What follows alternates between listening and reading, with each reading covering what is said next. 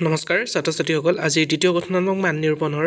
তোমালোকৰ চতুৰ্থ শ্ৰেণীৰ অসমীয়াৰ কুৱেশ্যন পেপাৰখন লৈ আহিছোঁ গতিকে বলাচোন ভিডিঅ'টো আৰম্ভ কৰোঁ 1 নম্বৰ দিয়া হৈছে বৰদৈচিলা পদ্ধতিৰ প্ৰথম আধাৰী মুখস্থ লিখিব লাগিব 2 নম্বৰ অতি চমু উত্তৰ লিখিব লাগিব ইয়াত তোমালোকৰ 8টা কুৱেশ্যন দি থোৱা আছে কপচ কাপোৰ কি কলিয়াবৰণক আৰু কি নামেৰে জনা যায় ঘছ লাগা মানে কি কহাৰ শাল মানে কি আৰু 9 নম্বৰ হৈছে কি ধাতু মিহলাই কাহ তৈয়াৰ কৰা হয় প্ৰথম চ প্ৰাখ্ন মানে কি আৰু দ্বিতীয় চ হৈছে ভাইকে বৰদৈচিলাক কি দিব বৰ্গীয় ব্ৰহ্মপুত্ৰ নদীখন কৰ পৰা ওলাইছে আৰু 3 নম্বৰ হৈছে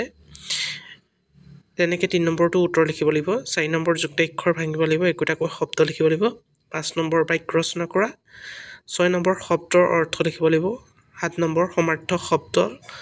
লিখিব লাগিব দুটাকৈ আৰু 8 নম্বৰ হৈছে বিপৰীত অৰ্থ বুজোৱা শব্দ লিখিব লাগিব আৰু 9 নম্বৰ হৈছে বিপৰীত